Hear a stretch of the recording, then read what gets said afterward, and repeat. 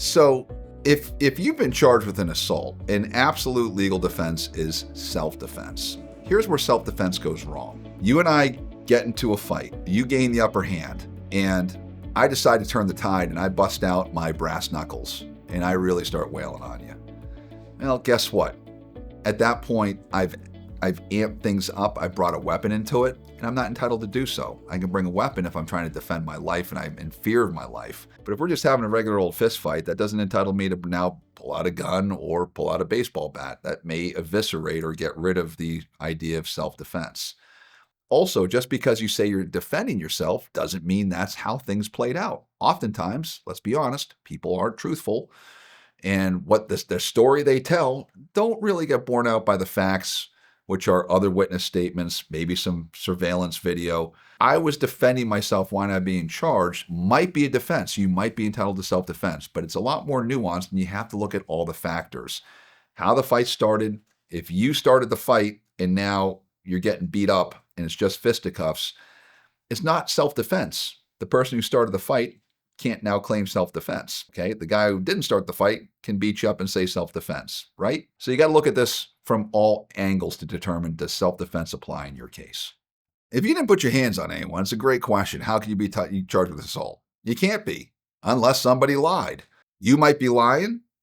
The person who said you assaulted them, they might be lying. And unfortunately, law enforcement doesn't always do a good job of sorting out the liars from who's telling the truth. Too often, people who are actually the ones that didn't do anything are the ones getting charged with crimes.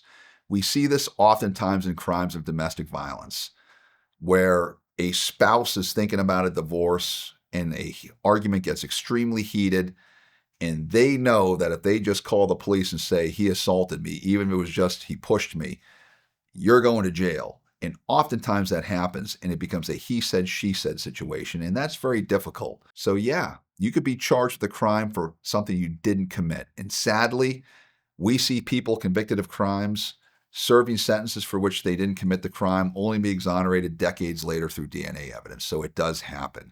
If that's you, you want to pick up the phone and call us now. All right, how many different ways can we commit the crime of assault? Let's look at it as simple assault. We just got into a fight and I beat you up. That's a Class D misdemeanor. Aggravated assault. Man, I put the spurs to you. Think about I knocked you out and now I'm kicking you while you're down and I'm breaking your ribs. That's an aggravated assault. I've inflicted serious bodily injury. And then there's the worst of the worst. There's the Class A elevated aggravated assault. I used a weapon to inflict these injuries. It could be a baseball bat. It could be a nightstick. It could be an asp. It could be brass knuckles. It could be a knife. So depending on the circumstances, it could be a simple assault. That's a misdemeanor, Class D, punishable by up to 364 days in jail. It could be an aggravated assault, punishable by up to 10 years in prison. That's a Class B felony. Or it could be an elevated aggravated assault, which is a Class A felony, punishable by up to 30 years in prison. Just depends on the circumstances.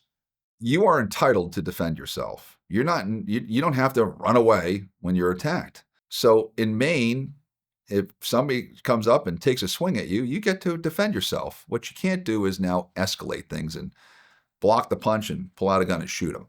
Okay, that's not self-defense, all right? But you can defend yourself. And if somebody comes at you with a knife and you pull out a gun and you think your life is in threat, you might be entitled to self-defense if you end up shooting that person. But depending on the circumstances, you might not. Best thing to do, obviously, is avoid these situations. Avoid putting yourself in situations that generally involve drugs and alcohol, which combine that into bad decision-making. If you find yourself needing the self-defense to be deployed in your case, then you're definitely going to need a criminal defense attorney who has dealt with this in the past. Don't deal with this on your own.